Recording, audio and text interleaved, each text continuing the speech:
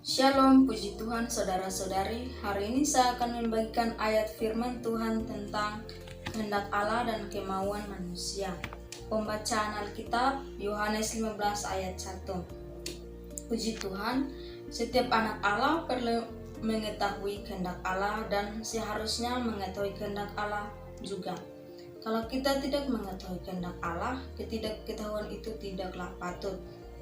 Tuhan Yesus berkata, "Barang siapa mengikuti aku, ia tidak akan berjalan dalam kegelapan."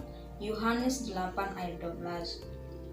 Ini berarti setiap orang yang mengikuti Tuhan pasti mempunyai terang, pasti bisa melihat, pasti juga mengetahui.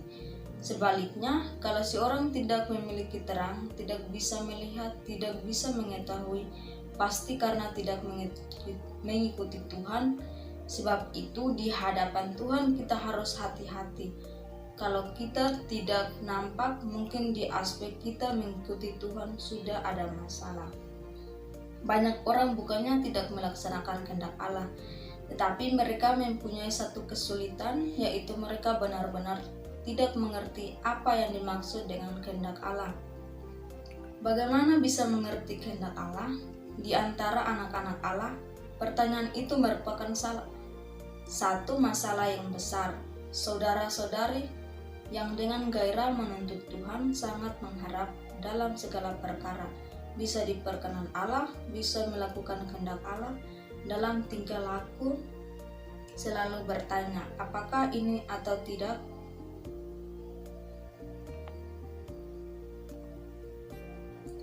Atau itu adalah kehendak Allah. Kemauan dan sikap demikian adalah benar dan baik, tetapi ada orang karena perbuatan demikian malah menimbulkan suatu kesulitan. Di satu pihak mereka mau melaksanakan kehendak Allah, tetapi di pihak lain mereka tidak mengerti apa kehendak Allah itu. Dikerjakan merasa tidak benar, tidak dikerjakan juga merasa tidak benar. Seolah-olah kehendak Allah begitu jauh, entah harus melakukan apa. Untuk masalah inilah, di sini kita akan menyinggung sedikit tentang mengenal kehendak Allah. Memang kehendak Allah itu objektif berada di takhta, sebab itu kita perlu mencari baru bisa mengerti. Adakah layaknya kita perlu sering berdoa, berpuasa menunggu di depan Allah, baru bisa mengerti kehendak Allah. Untuk mengerti kehendak Allah juga harus melepaskan maksud pribadi, menolak aktivitas daging. Aspek ini sangat penting, tetapi bukan ini yang akan kita bahas di sini. Yang akan kita bahas adalah aspek yang lain, yaitu kehendak Allah. Seringkali ternyata di atas kemauan manusia. Dengan sederhana kita akan membahas bagaimana kemauan manusia bisa cocok dengan kehendak Allah. Pentingnya tekad yang aktif. Yohanes 15 ayat 7 berkata, "Mintalah apa saja yang kamu kehendaki dan kamu akan menerimanya." Istilah kehendak di atas dalam bahasa Yunani berarti tekad secara aktif meminta. Jadi ayat di atas bisa diterjemahkan, jika tekad Anda secara aktif meminta apa saja, pasti akan digenapkan. Mungkin ada orang bertanya, bagaimana kalau yang kita minta bukan kehendak Allah? Seolah-olah perkataan kita lebih berhati-hati daripada perkataan Tuhan Yesus.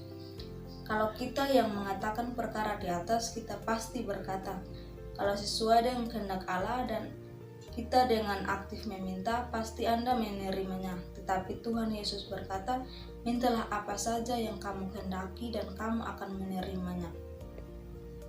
Dengan kata lain, Tuhan Yesus percaya dan kemauan manusia yang sesuai dengan kehendak Allah.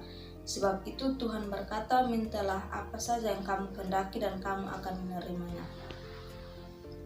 Mempunyai kesadaran Kristus. Paulus berkata, siapa yang mengetahui pikiran Tuhan sehingga ia dapat menasihati dia? Tetapi kami memiliki pikiran Kristus. 1 Korintus 2:16. Kata pikiran lebih baik, kita harus mengetahui bahwa kehendak Allah itu objektif, sedang kesadaran Kristus itu subjektif.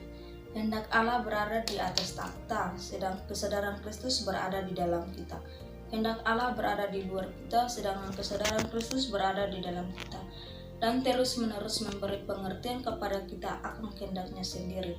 Begitu seorang dilahirkan kembali, hayat Allah benar-benar tertanam ke dalam orang itu sehingga ia mempunyai kesadaran Kristus.